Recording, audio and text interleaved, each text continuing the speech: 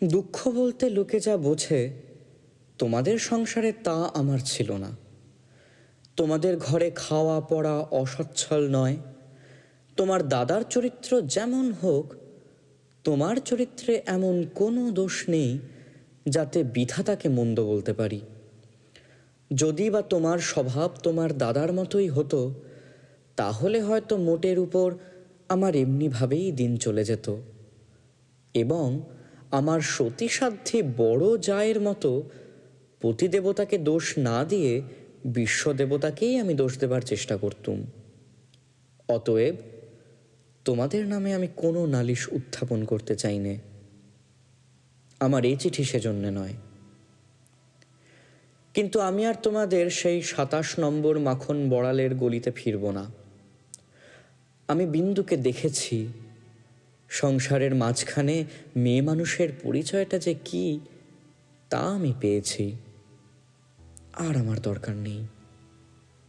তারপরে এও দেখেছি ও মেয়ে বটে, তবু ভগবান ওকে ত্যাগ করেননি।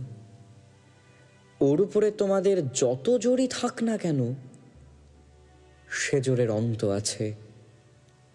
ও আপনার হতভাগ্য মানব জন্মের চেয়ে বড়। তোমরাই যে আপন ইচ্ছা মতো আপন দস্তুর দিয়ে ওর জীবনটাকে চিরকাল পায়ের তলায় চেপে রেখে দেবে, তোমাদের পা এত লম্বা নয়। মৃত্যু তোমাদের চেয়ে বড়। সেই মৃত্যুর মধ্যে সে মহান। সেখানে বিন্দু কেবল বাঙালি ঘরের মেয়ে নয়, কেবল খুড়তুতো ভাইয়ের বোন নয়, কেবল অপরিচিত পাগল স্বামীর প্রবঞ্চিত স্ত্রী নয়, সেখানে সে অনন্ত। সেই মৃত্যুর বাঁশি এই বালিকার ভাঙা হৃদয়ের ভিতর দিয়ে আমার জীবনের যমুনা পারে যেদিন বাজল, সেদিন প্রথমটা আমার বুকের মধ্যে যেন বাঁধ বিঁধল। বিধাতাকে জিজ্ঞাসা করলুম, জগতের মধ্যে যা কিছু সবচেয়ে তুচ্ছ, তাই সবচেয়ে কঠিন কেন? এই গলির মধ্যকার চারিদিকে প্রাচীর তোলা নিরানন্দের অতি সামান্য বুদবুদটা এমন ভয়ঙ্কর বাধা কেন? তোমার বিশ্বজগৎ তার ৬ ঋতুর সুধা পাত্র হাতে করে যেমন করেই ডাক দিক না, এক মুহূর্তের জন্যে কেন আমি এই অন্দর মহলটার এইটুকু মাত্র চৌকাঠ পেরোতে পারি নে?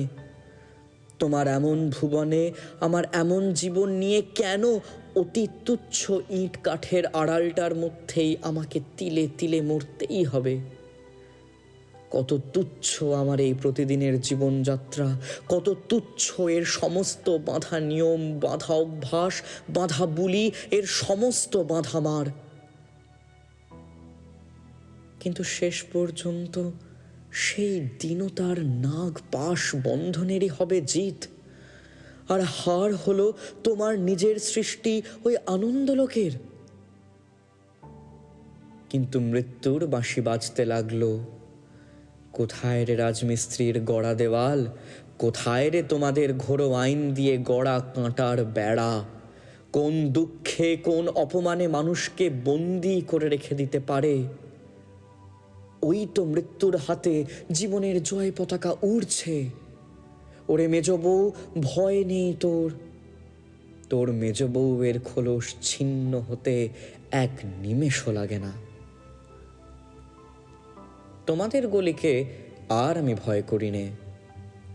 আমার সম্মুখে আজ নীল সমুদ্র, আমার মাথার উপরে আষাঢ়ের মেঘপুঞ্জ। তোমাদের অভ্যাসের অন্ধকারে আমাকে ঢেকে রেখে দিয়েছিলে। ক্ষণকালের জন্য বিন্দু এসে সেই আবরণের ছিদ্র দিয়ে আমাকে দেখে নিয়েছিল। সেই মেয়েটাই তার আপনার মৃত্যু দিয়ে আবরণখানা আগা গোড়া ছিন্ন করে দিয়ে গেল। আজ বাইরে এসে দেখি আমার গৌরব রাখবার আর জায়গা নেই। আমার এই অনাদৃত রূপ যার চোখে ভালো লেগেছে, সেই সুন্দর সমস্ত আকাশ দিয়ে আমাকে চেয়ে দেখছেন। এইবার মরেছে মেজ বউ, তুমি ভাবছো আমি মরতে যাচ্ছি। ভয় নেই, অমন পুরানো ঠাট্টা তোমাদের সঙ্গে আমি করব না।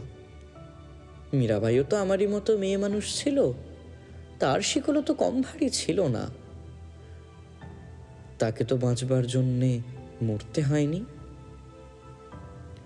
মীরাবাই তার গানে বলেছিল, ছাড়ুক বাপ, ছাড়ুক মা, ছাড়ুক যে যেখানে আছে। মীরা কিন্তু লেগেই রইল, প্রভু, তাতে তার যা হবার তা হোক। এই লেগে থাকাই তো বেঁচে থাকা। আমিও বাঁচব, আমি বাঁচলুম। ইতি তোমাদের চরণ তলাশ্রয়ে ছিন্ন মৃণাল।